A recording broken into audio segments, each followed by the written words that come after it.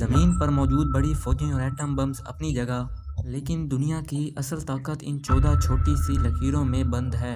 انہیں چوک پوائنٹس کہا جاتا ہے، یعنی وہ راستے جو اگر گلا گھونٹ دیں تو دنیا کی اکانومی سانس لینا بند کر دے گی۔ ان میں سے ایک راستہ ایسا ہے جہاں سے دنیا کا 30% تیل گزرتا ہے، اور ایک ایسا جہاں چھوٹی سی بھی جھڑپ فوراً ورلڈ وار 3 شروع کر سکتی ہے۔ آج ہم ان 14 دروازوں کا سفر کریں گے اور سمجھیں گے کہ دنیا کا اصل کنٹرول کس کے ہاتھ میں ہے۔ قسط نامہ کی ویڈیوز میں ایک بار پھر سے خوش آمدید۔ ناظرین، پوری دنیا کی طاقت کسی ایٹم بم یا بڑی فوج کے پاس نہیں ہے، بلکہ ان 14 تنگ سمندری راستوں کے پاس ہے، جنہیں جیو پولیٹکس کی زبان میں چوک پوائنٹس کہا جاتا ہے۔ اگر آج کوئی طاقت ان دروازوں کو بند کر دے تو کل صبح تک پوری دنیا کی اکانومی ڈھیر ہو جائے گی۔ کئی ملکوں میں بھوک مری پھیل جائے گی، پیٹرول پمپ سوکھ جائیں گے اور علاج کے لیے دوائیاں نایاب ہو کر رہ جائیں گی۔ آج ہم ان 14 دروازوں کو ایک ایک کر کے آسان الفاظ میں سمجھیں گے اور جانیں گے کہ ان میں سے ایک دروازہ ورلڈ وار 3 کیسے ٹریگر کر سکتا ہے۔ ہمارا سفر شروع ہوتا ہے مڈل ایسٹ یعنی مشرق وسطیٰ سے، جہاں دنیا کا سب سے بڑا خزانہ چھپا ہے، آئل۔ اس خزانے کا سب سے اہم دروازہ ہے اسٹریٹ آف ہرمز، جسے ہم ہرمز کا راستہ بھی کہہ سکتے ہیں۔ یہ ایران اور عمان کے درمیان ایک بہت ہی تنگ سمندری راستہ ہے۔ یہ راستہ اتنا اہم ہے کہ دنیا کا تقریباً 30% سے زیادہ تیل یہیں سے گزرتا ہے۔ ہر روز یہاں سے کروڑوں بیرل تیل بڑے بڑے جہازوں کے ذریعے نکل کر امریکہ، یورپ اور ایشیا کے مختلف ملکوں تک پہنچتا ہے۔ ذرا تصور کریں کہ یہ راستہ صرف 33 کلومیٹر چوڑا ہے۔ اگر ایران کسی دن اس راستے پر اپنی فوج کھڑی کر دے اور کہے کہ آج سے یہاں سے کوئی جہاز نہیں گزرے گا، تو پوری دنیا میں پیٹرول کی قیمت آسمان سے باتیں کرنے لگے گی، جیسا کہ آج کل ہو رہا ہے۔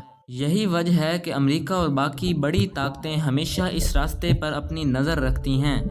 ہرمز سے نکل کر جب ہم آگے بڑھتے ہیں تو ہمارا سامنا ایک اور خوفناک دروازے سے ہوتا ہے، جسے باب المندیب کہتے ہیں۔ عربی زبان میں اس کا مطلب ہے آنسوؤں کا دروازہ، یعنی گیٹ آف ٹیئرز۔ یہ دروازہ یمن اور جبوتی کے درمیان واقع ہے۔ اسے آنسوؤں کا دروازہ اس لیے کہا جاتا ہے کیونکہ پرانے وقتوں میں یہاں سمندری لٹیرے اور خطرناک لہریں جہازوں کو تباہ کر دیتی تھیں، اور آج کے دور میں بھی یہ اتنا ہی خطرناک ہے۔ آپ نے حال ہی میں خبروں میں سنا ہوگا کہ یمن کے حوثی اس راستے سے گزرنے والے جہازوں پر حملہ کر رہے ہیں۔ اس راستے کی اہمیت اس لیے زیادہ ہے کیونکہ جو بھی جہاز ایشیا سے یورپ جانا چاہتا ہے، اس کو اس تنگ راستے سے گزر کر ریڈ سی میں داخل ہونا پڑتا ہے۔ اگر یہ دروازہ بند ہو جائے تو جہازوں کو افریقن براعظم سے گھوم کر ایشیا سے یورپ جانا پڑے گا، جس میں ہفتوں کا مزید وقت، کروڑوں ڈالرز کا اضافی فیول اور ساؤتھ انڈین اوشن کی خوفناک لہروں کا سامنا کرنا پڑے گا، اور یہ ساری قیمت آخر میں عام عوام سے مہنگائی کی صورت میں نکال لی جائے گی۔ باب المندب سے گزرنے کے بعد جہاز ریڈ سی میں سفر کرتے ہوئے سیدھا سوئز کنال کی طرف جاتے ہیں۔ سوئز کنال دنیا کا تیسرا سب سے اہم دروازہ ہے۔ یہ ایک مین میڈ کینال ہے جو مصر میں واقع ہے۔ یہ نہر ریڈ سی کو میڈیٹرینین سی سے ملاتی ہے۔ اسی نہر کی وجہ سے جہازوں کو افریقہ کا لمبا چکر نہیں لگانا پڑتا۔ سوئز کنال کی اہمیت کا اندازہ دنیا کو آخری بار تب ہوا جب 23 مارچ 2021 کو ایور گیون نامی جہاز یہاں پھنس گیا تھا۔ صرف 6 دن کے لیے یہ راستہ بند رہا اور ان 6 دنوں میں دنیا کی اکانومی کو $54 بلین کا نقصان ہوا۔ کروڑوں روپے کا سامان، کھانے پینے کی اشیاء اور ضروری مشینری سمندر کے بیچوں بیچ پھنسی کی پھنسی رہ گئی۔ کینال کی اہمیت کا اندازہ اس بات سے بھی لگایا جا سکتا ہے کہ مصر کی اکانومی کا ایک بہت بڑا حصہ صرف اس نہر سے گزرنے والے جہازوں سے ملنے والے ٹیکس پر چل رہا ہے۔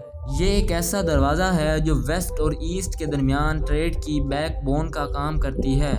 اب ہم یورپ کا رخ کرتے ہیں اور آتے ہیں اسٹریٹ آف جبرالٹر پر۔ یہ وہ دروازہ ہے جو اٹلانٹک اوشن کو میڈیٹرینین سی سے جوڑتا ہے۔ یہ راستہ اسپین اور مراکش کے درمیان واقع ہے۔ اتنا تنگ راستہ ہے کہ ایک طرف سے کھڑے ہو کر آپ دوسرے براعظم کو بھی دیکھ سکتے ہیں۔ ہسٹری میں اس راستے پر ہمیشہ سے بڑی جنگیں لڑی گئی ہیں کیونکہ جو اس راستے کو کنٹرول کرتا ہے وہ یورپ اور افریقہ کے درمیان ہونے والی آدھی تجارت کو کنٹرول کرتا ہے۔ آج اس دروازے پر برطانیہ کا کنٹرول ہے اور وہاں انہوں نے اپنا ایک چھوٹا سا ملٹری بیس بنایا ہوا ہے۔ اگر جبرالٹر بند ہو جائے تو میڈیٹرینین سی ایک بند جھیل بن کر رہ جائے گا اور آدھے سے زیادہ یورپی ملکوں کا باقی دنیا سے سمندری رابطہ کٹ جائے گا۔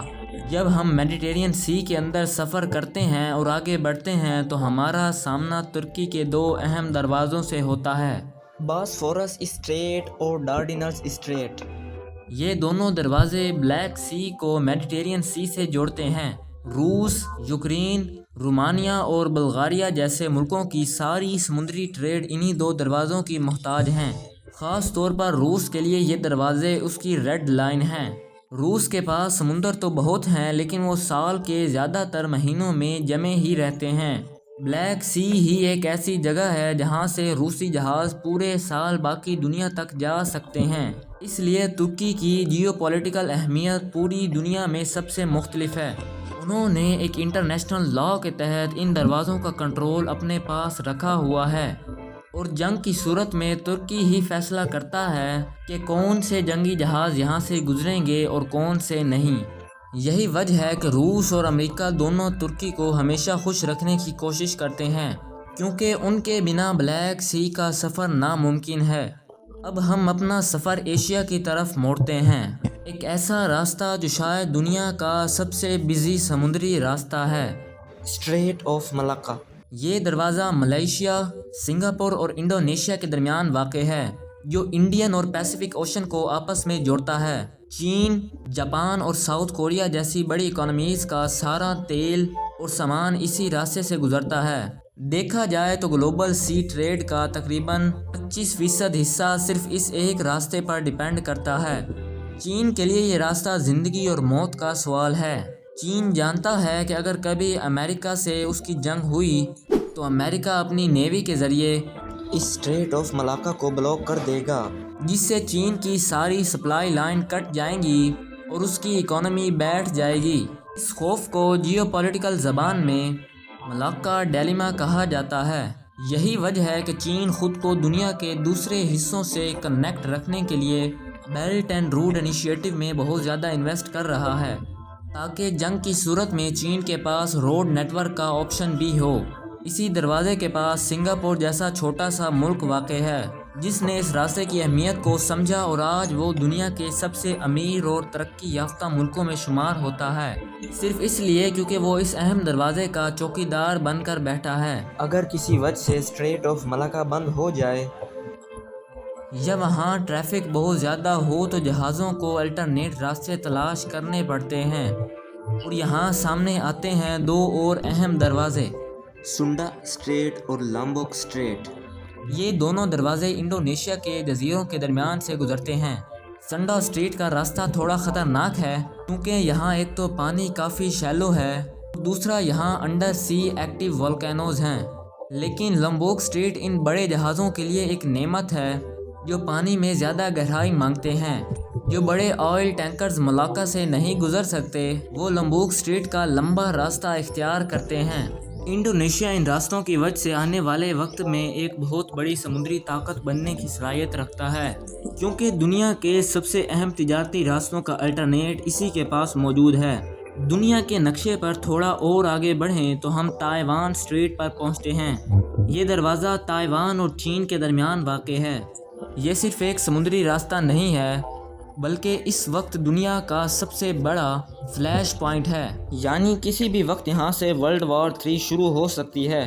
تائیوان دنیا کی 70% سے زیادہ مائکرو چپس بناتا ہے جو آپ کے موبائل، گاڑی اور کمپیوٹر میں لگتی ہیں۔ یہ سارا سامان تائیوان اسٹریٹ سے گزر کر پوری دنیا میں جاتا ہے۔ چین تائیوان کو اپنا حصہ مانتا ہے اور اس راستے پر اپنا حق بھی جتاتا ہے، جبکہ امریکہ اور اس کے دوست ملک اسے انٹرنیشنل راستہ مانتے ہیں اور اپنے جنگی جہاز یہاں سے گزارتے رہتے ہیں۔ امریکہ تائیوان کو سپورٹ کرتا ہے اور اسے چین کے خلاف لڑنے کے لیے ویپنز بھی دے سکتا ہے۔ اب چین تائیوان کو اس لیے بھی حاصل کرنا چاہتا ہے کیونکہ سیٹلائٹ امیج میں دیکھا جائے تو چین کے سامنے چین آف آئیلینڈز نے اس کا راستہ کھلے اوشن میں جانے سے روکا ہوا ہے۔ فلپینز سے تائیوان اور تائیوان سے جاپان۔ اس کے بیچ میں چھوٹے چھوٹے آئی لینڈز بنتے ہیں اور باقی سمندری راستہ بہت شیلو ہے جہاں سے سب مرینز نہیں گزر سکتی۔ اگر کبھی چین اور امریکہ کی جنگ ہو گئی تو چین پیسیفک اوشن کو استعمال کرتے ہوئے ڈائریکٹ امریکہ تک اپنی سب مرینز نہیں بھیج سکتا۔ یہی وجہ ہے کہ چین تائیوان کو اپنا حصہ مانتا ہے تاکہ پیسیفک اوشن کو چین کی ڈائریکٹ کوسٹ لائن لگے۔ اب تائیوان اسٹریٹ کبھی بھی بند ہوا تو یہ جنگ صرف تائیوان اور چین کی نہیں بلکہ امریکہ اور چین جیسے دو سپر پاورز کے درمیان ہوگی۔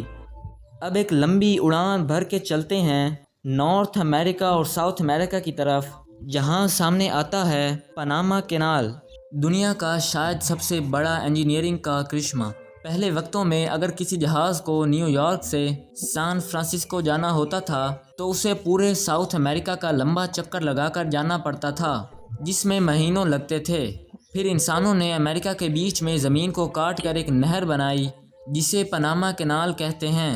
یہ کینال کمال کا اس لیے ہے کیونکہ اس میں لاک سسٹم استعمال ہوتا ہے، یعنی جہاز کو پانی کے ساتھ اوپر اٹھایا جاتا ہے، پہاڑ کو کراس کروایا جاتا ہے اور پھر واپس سمندر کے لیول پر لایا جاتا ہے۔ یہ دروازہ پیسیفک اور اٹلانٹک اوشنز کو آپس میں جوڑتا ہے۔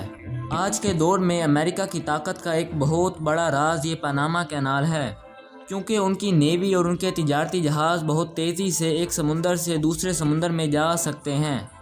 لیکن پاناما کینال بننے سے پہلے جہاز کہاں سے گزرتے تھے؟ وہ گزرتے تھے اسٹریٹ آف میگلن سے۔ یہ دروازہ ساؤتھ امریکہ کے بالکل آخری کنارے پر واقع ہے، جہاں زمین ختم اور انٹارکٹیکا شروع ہونے والا ہوتا ہے۔ یہ راستہ انتہائی خطرناک، ٹھنڈا اور طوفانی ہے۔ آج کل بڑے کمرشل جہاز اس راستے کو زیادہ استعمال نہیں کرتے کیونکہ پاناما کینال کی سہولت موجود ہے۔ لیکن اگر کبھی پاناما کینال میں کوئی مسئلہ آ جائے یا وہاں پانی کی سطح کم ہو جائے، جیسا کہ آج کل کلائمیٹ چینج کی وجہ سے ہو رہا ہے، تو دنیا کو مجبوراً دوبارہ سے اس پرانے اور خطرناک دروازے کی طرف رخ کرنا پڑے گا۔ آئیے اب چلتے ہیں یورپ کے اس دروازے کی طرف جو ہسٹری میں ہمیشہ سے بہت مشہور رہا ہے، انگلش چینل۔ یہ راستہ یوکے اور فرانس کے درمیان ہے اور نارتھ سی کو اٹلانٹک اوشن سے جوڑتا ہے۔ یہ دنیا کے سب سے بزی سمندری راستوں میں سے ایک ہے۔ یورپ کے سب سے بڑے پورٹس جیسا کہ روٹرڈیم تک پہنچنے کے لیے جہازوں کو اسی چینل سے گزرنا پڑتا ہے۔ اس کی اہمیت کا اندازہ آپ اس بات سے لگا لیں کہ روزانہ یہاں سے 400 سے زیادہ کمرشل جہاز گزرتے ہیں۔ اس راستے کو کنٹرول کرنا یورپ کی اکانومی کو کنٹرول کرنے کے برابر ہے۔ ہسٹری میں ہٹلر نے اس راستے پر قبضہ کرنے کی بہت کوشش کی، لیکن برٹش نیوی نے اس دروازے کو بچا کر رکھا اور یہی وجہ تھی کہ برطانیہ جنگ جیت سکا۔ ان سب راستوں کے بعد ایک ایسا دروازہ ہے جو ابھی تک زیادہ استعمال تو نہیں ہوتا، لیکن آنے والے 20 سے 30 سالوں میں یہ دنیا کا سب سے اہم راستہ بننے والا ہے۔ اس کا نام ہے بیرنگ اسٹریٹ۔ یہ راستہ امریکہ کے الاسکا اور روس کے بالکل درمیان واقع ہے۔ ابھی یہاں زیادہ تر برف جمی رہتی ہے، اس لیے جہاز یہاں سے نہیں گزر سکتے، لیکن گلوبل وارمنگ کی وجہ سے یہ برف تیزی سے پگھل رہی ہے۔ جب یہ برف پوری طرح پگھل جائے گی تو یہ ایک نیا اور بہت چھوٹا راستہ بن جائے گا جو ایشیا کو سیدھا یورپ اور امریکہ سے جوڑ سکتا ہے۔